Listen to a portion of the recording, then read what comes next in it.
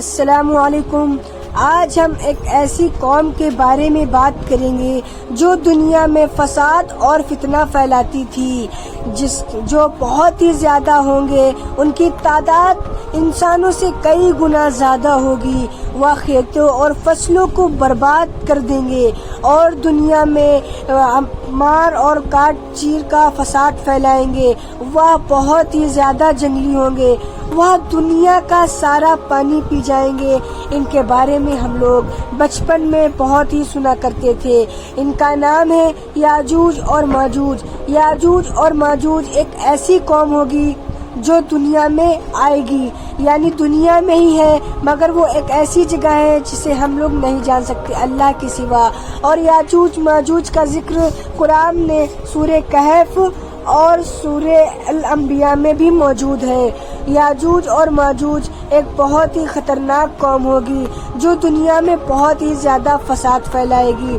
اور دنیا میں کل 4 ایسے بادشاہ ہیں جو دنیا پر راج کیے، جن میں سے 2 مسلمان ہیں اور 2 کافر ہیں۔ جن میں سے پہلے ہیں وہ ہے حضرت سلیمان علیہ السلام۔ اللہ تعالیٰ نے انہیں زمین، آسمان، ہوا، پانی پر قابو پانے کی طاقت دی۔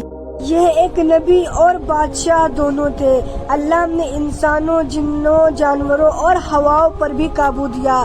اور جو دوسرے ہیں وہ ہے ذوالقرنین، ایک انصاف پسند اور طاقتور بادشاہ کے، جن کا ذکر سورۃ الکہف میں بھی موجود ہے۔ انہوں نے پورب سے لے کر پشچم تک ایک ایسا سفر کیا۔ آج ہم ان کے سفر کے بارے میں بات کریں گے۔ انہوں نے کل 3 ایسے سفر کیے جو قرآن میں بھی موجود ہے۔ قرآن نے ذوالقرنین کے سفر کا ذکر، اللہ نے قرآن میں 3 بڑے سفروں کا ذکر کیا ہے۔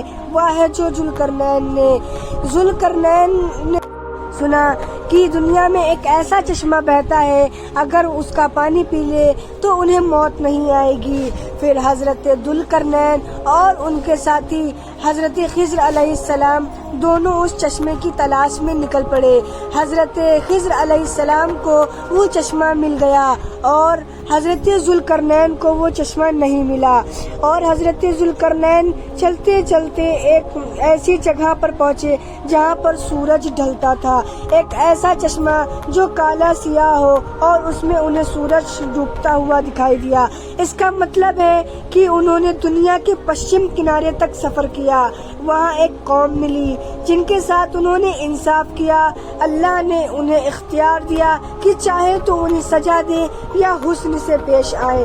سبق: طاقت ملنے کے باوجود ذوالقرنین نے انصاف اور رحم سے کام لیا۔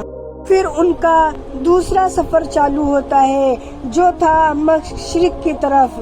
پھر وہاں چلا یہاں تک کہ سورج کو نکلنے کی جگہ مشرق پر پہنچے۔ یہاں وہ ایک ایسی قوم سے ملے جو سورج سے بنا کسی اور چھایا یا چھت کے رہتی تھی۔ اس کا مطلب یہ لوگ بہت ہی زیادہ پچھڑے ہوئے لیکن شانت لوگ تھے۔ سبق: ذوالقرنین نے صرف فوج یا طاقت سے نہیں بلکہ سمجھداری اور شفقت سے پیش آئے۔ نارتھ کی طرف کا سفر۔ پھر وہ ایک اور راستے پر چلے گا۔ یہاں وہ ایک قوم کے پاس پہنچے جو یاجوج ماجوج سے پریشان تھی۔ وہ بولے: اے ذوالقرنین، یاجوج اور ماجوج اس دھرتی پر فساد مچاتے ہیں۔ اور ذوالقرنین نے ان کے لیے لوہے اور تانبے سے ایک دیوار بنائی۔ دیوار اتنی مضبوط تھی کہ یاجوج ماجوج نہ چڑھ سکے نہ سوراخ کر سکے۔ ذوالقرنین کے سفر کا مقصد کیا تھا؟ انصاف پھیلانا اور ظالموں کو روکنا، اللہ کی رضا کے لیے حکومت چلانا، کمزوروں کی مدد کرنا۔ فساد: یاجوج ماجوج سے لوگوں کو بچانا۔ ان کے ساتھ کون تھا؟ قرآن میں صاف ذکر نہیں کہ ان کے ساتھ کون تھا، لیکن حدیث اور تفسیر سے اشارے ملتے ہیں وہ اکیلے نہیں تھے بلکہ ان کے ساتھ ایک بڑی فوج تھی۔ انجینئر، لوہار اور کاریگر موجود تھے۔ تفسیر ابن کثیر میں آتا ہے کہ ان کے پاس علم، طاقت اور صلاحیت والی ان کے پاس ٹیم تھی۔ کیا ذوالقرنین سکندر تھے؟ کچھ پرانی کتابوں میں انہیں سکندر اعظم مانا گیا، لیکن ذوالقرنین سکندر نہیں، بلکہ وہ ایک ذوالقرنین کوئی الگ نیک ایماندار اور حکیمی بادشاہ گزرے تھے۔ اب بات کرتے ہیں یاجوج اور ماجوج کی کہ وہ آخر کیسے دکھتے تھے اور وہ کتنے لمبے اور کتنے بڑے ہو سکتے ہیں۔ چلیے اب ہم ان کے بارے میں جانتے ہیں کہ یاجوج اور ماجوج کون تھے۔ یاجوج اور ماجوج کا ذکر قرآن میں سورہ کہف اور سورہ انبیاء میں بھی ملتا ہے۔ سورہ ذوالقرنین اور اس قوم سے پریشان ہو کر ذوالقرنین نے یاجوج اور ماجوج کو روکنے کے لیے ایک بہت ہی مضبوط دیوار بنائی تھی۔ یہ دیوار لوہے کی پلیٹوں اور پگھلے ہوئے تانبے سے بنائی گئی تھی۔ دیوار اتنی مضبوط تھی کہ یاجوج ماجوج اس میں سوراخ نہیں کر سکے اور اوپر نہیں چڑھ سکے۔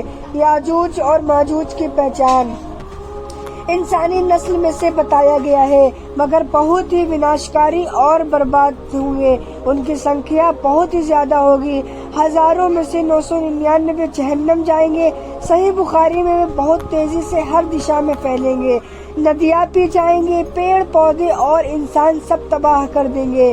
قیامت کے نزدیک کیا ہوگا؟ جب عیسیٰ علیہ السلام واپس آئیں گے اور دجال کو ماریں گے، تب یاجوج اور ماجوج باہر نکل آئیں گے۔ ان کی تعداد اتنی زیادہ ہوگی کہ کوئی انہیں روک نہیں پائے گا۔